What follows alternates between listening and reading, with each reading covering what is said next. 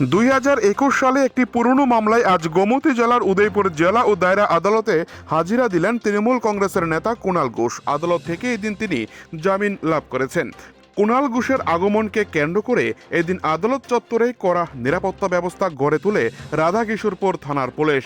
2021 সালের 31 অক্টোবর আগরতলায় তৃণমূল কংগ্রেসের একটি রাজনৈতিক জনসভায় ভাষণ দিয়েছিলেন কুণাল ঘোষ। অভিযোগ ওঠে সে ভাষণের একটি অংশে ধর্মীয় ভাবাবেগে আঘাত লেগেছে। এই অভিযোগ তুলে জনৈক এক ব্যক্তি মামলা দায়ের করেছিলেন। সেই মামলার প্রেক্ষিতেই আজ সশরীরে উদয়পুর আদালতে উপস্থিত হন তিনি। এদিন আদালতে হাজির হয়ে জামিন আবেদন করেন কুণাল ঘোষ। বিচারক তার জামিন মঞ্জুর করেন।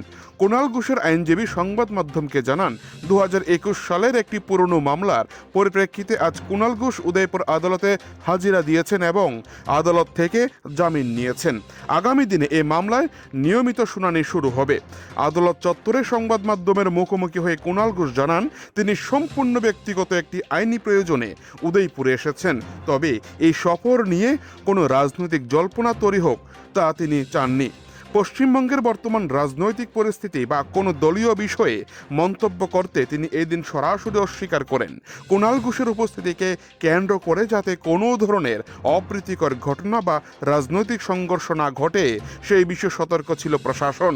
রাধাকিশোরপুর থানার পক্ষ থেকে আদালত চত্বর ও সংলগ্ন এলাকা ব্যাপক পুলিশের নিরাপত্তা মোতায়েন করা হয়েছিল।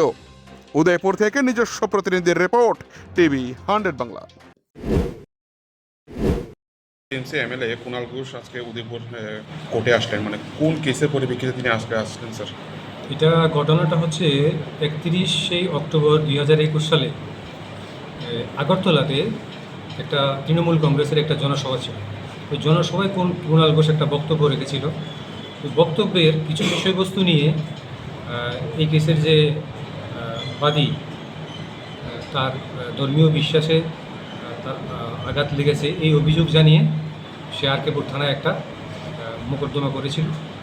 তার পরবর্তী সময়ে পুলিশ তদন্ত করে সেটার চার্জশিট দাখিল করে। সেই কেসেই কুণাল ঘোষ আজকে এসেছিল।